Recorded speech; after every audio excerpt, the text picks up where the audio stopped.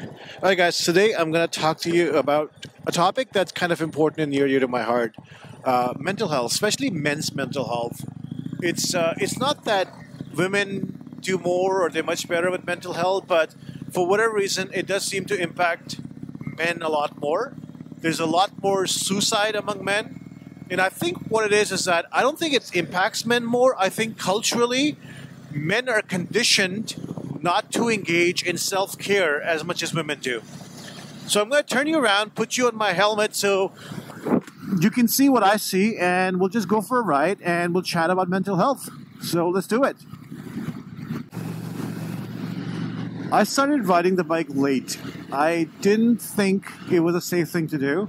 I had young children. I had children very young. And, I don't want to risk my health or my safety because I had a lot of responsibilities. I still do. But my kids are still much older now. And I got into it when I was 41 years old, last summer, mostly because of COVID, because I was stuck at home because of COVID. And I've always dealt with anxiety, a lot of anxiety. And I didn't realize what it was. In fact, I'm going to be honest with you, I didn't even know it was called anxiety. I mean, I knew anxiety was a thing, but I didn't know what I was dealing was actually anxiety. I would say probably 3 years ago, I love the sound of this bike. It is super windy, so if you hear the wind, I apologize. About 3 years ago, my doctor diagnosed me with anxiety, gave me some pills to deal with it because I had trouble sleeping. I've always had trouble sleeping. And I thought it was insomnia, but turned out it was anxiety that was not letting my mind rest and allowing me to fall asleep. So I started taking the medicine. It helped a little bit. Didn't cure it completely. Didn't even mask it completely. But it reduced the episodes. The extreme panic attack that you get when your heart beats fast, like you just came back from a run and you can't breathe, your lungs gasp for air and they can't catch air. It's really difficult. They still happened, but with those meds, the instances went down. I still had nights where I couldn't fall asleep, but the number of times that happened kind of went down. So medicine helped a little bit, but didn't completely cure it. I didn't get into biking to deal with anxiety. I got into it because I was just bored. It was COVID. Everything was locked down. I was home all the time. And I was 41 years old. I figured I needed to do something for myself.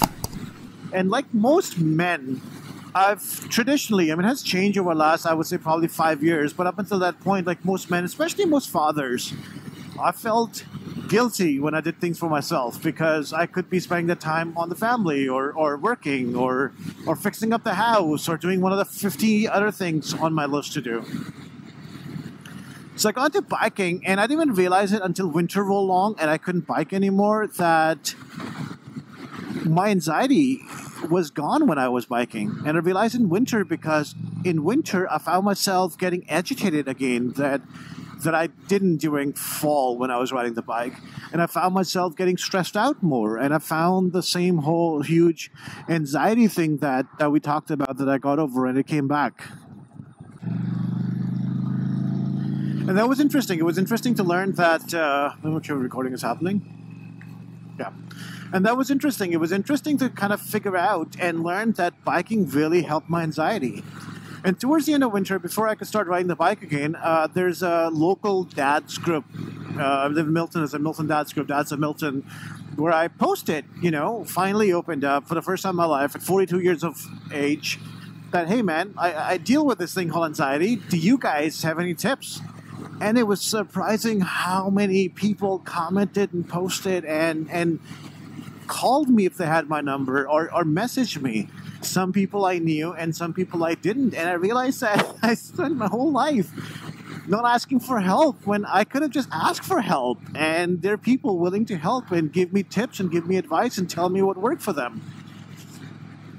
So it turned out that some of the men I didn't even know that looked like very stereotypical macho men, big beard, ride massive bikes and have like these manly jobs. This one guy told me he takes bubble baths to calm down. And that's his thing. That's his part of his self-care and self-compassion. He just, takes bubble baths. Who cares if it's not considered a manly thing to do? It works for him. There are people who golf to deal with it. There are people who were into photography.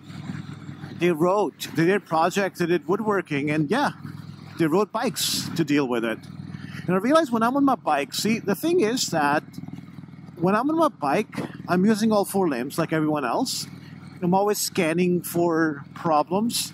I assume that I'm invisible. I do this thing called invisible riding that I'll talk about in one of my future videos, but I assume that I'm invisible and no one can see me and everyone else is drunk. Let's go here. And because they're drunk, they can do all sort of stupid things and they can't see me. The 12-year-old walking the dog is drunk and the dog is drunk. So you always assume that you and you alone are responsible for your safety. Everyone else is trying to kill you, and you have to always have an escape path. I'm always looking at the road for debris and for potholes and for anything else. And what that allows me to do is focus on just a task at hand. I'm riding a bike and I'm completely focused on this task. I don't go into autopilot like I do when I'm driving a car. It's pretty common when you're driving a car, especially if you're going back home from a regular route, that you go into autopilot and you don't realize you suddenly arrive home. That doesn't happen when I ride a bike. I often don't even have a destination. Sometimes I do, sometimes I don't. My GPS is just there because it's on. There's no destination. I'm just riding a bike. If a road looks good, I just turn in it. And I ride around nature. I'm seeing farmland and I'm seeing trees, and you smell. One of the things people who don't ride bikes don't realize is you feel every little drop or increase in temperature, and the temperature fluctuates a lot. You don't realize it when you're out in the car. You smell everything around you, whether it's smelling farmland like I do right now, or firewood burning that happened a little while ago, or strong smell of weed that I don't even know how much weed you have to smoke for me to smell it through a full face helmet. But hey man, you do you. You do you. I'm happy for you. It just allows me to engage. So you know what? Every single one of us deals with something related to mental health. You might not deal with anxiety, you might have depression, you might have issues regulating your emotions, you might deal with containing your anger. I mean, whatever it is. Practice self-compassion. That guy might be doing it as a job, or he might be doing it because he likes gardening, and he likes landscaping, and he enjoys it. And that's his self-compassion. Stereotypically and culturally speaking, men sometimes get all, weirded about things that they shouldn't be weirded out about. If something works for you, and even if it's not culturally seen as a manly thing to do, who cares? You're not there to satisfy the culture and everybody else. You're there for yourself. So if it helps you, do it. Do what helps you. And if it's something that doesn't work for you, don't hate on other people it works for. Finding out what calms you down and what helps you practice self-care and self-compassion. Don't hate on it, man. If you're a macho, manly man and you like to put lavender oil in a diffuser and go take a bubble bath, go do it. Who's stopping you? And nobody should hate on you. And the thing is, men, one of the things we have to do better, especially as dads, we have to normalize talking about mental health, especially with our boys. Because this whole culture of, men must suppress their emotions and men don't cry, it has caused a lot of problems. Men are 7 times more likely to commit suicide than women. That's disturbing. That's a lot of life lost, and at least some of these lives could have been saved if these men had an outlet, if they had someone to talk to. And that's the other thing men don't do. Generally and culturally, men don't talk to other men about their emotions and their feelings. They do if it's a feeling is anger, but just generally they don't. It's not common for a man to call his buddies and say, hey man, I'm dealing with depression, let's go out for drinks. And it was really sad that I had to be 42 years old to find out other men are dealing with same things. And they want to help. They want to talk about it. And if you open up about your emotions, other people open up about their emotions. And that's exactly what happened. When I talk to other men about my anxiety, they talk to me about their issues and what they were dealing with and how they cope with it. biking is what works for me, but it may not work for you. And if you're a wife or a partner looking at reading this and listening to this, and you have a male partner who goes out on bike rides, doesn't matter if they go out with a group or if they go out with their friends or if they're riding group or the club or alone like I'm riding right now, it might be really important to them. Try to understand. Don't judge them for it. What helped me after a lot of trial and error, and my wife spent about 6 to 8 months trying to convince me to try it, and I didn't, and eventually she just got it for me, is CBD oil. For the first 2 months, I gave up many times because it didn't work for me. So it took me about a couple of months to find a good rhythm and good quantity, good dosage, I guess you could say. But it really does help me. I take 3.5 ounces every night, and it helps me sleep.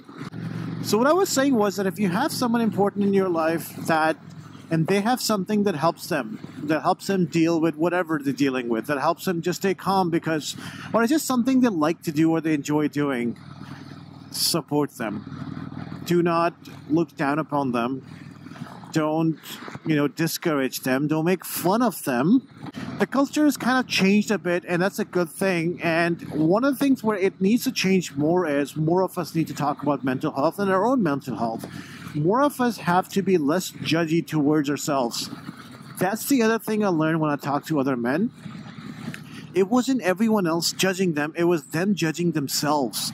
When they felt so depressed that they couldn't get out of bed, they started judging themselves as if they were failures because there were things that they had to be done and they couldn't do, and they felt like they were letting everybody down. And so honestly, leave me a comment right there. Tell me what works for you. If anything, if it doesn't work for you, let's talk about it. Tell me what you're willing to try. Tell me what you have tried that did not work for you. Tell me what you deal with. Is it anger? Is it anxiety? Is it depression? Is it just feeling down randomly? Whatever it is, everyone deals with something. Literally every single person has something that they're working on. And let's help each other figure out what that thing is. My goal in life, honestly, is to change the culture where men talk about mental health. We all talk about mental health, but also men talk about mental health. And we encourage each other and we help each other and not mock each other. So if you ride a bike, tell me why you ride. Tell me how it helps you. If you don't ride a bike, if you do something else, tell me what it is that you do and what helps you. And if you're like me and you spend, I spent all my 20s and 30s thinking about I didn't have time to do things for myself. Or I felt guilty, I legitimately felt, up until I would say probably 5 years ago, I felt guilty for doing something for myself.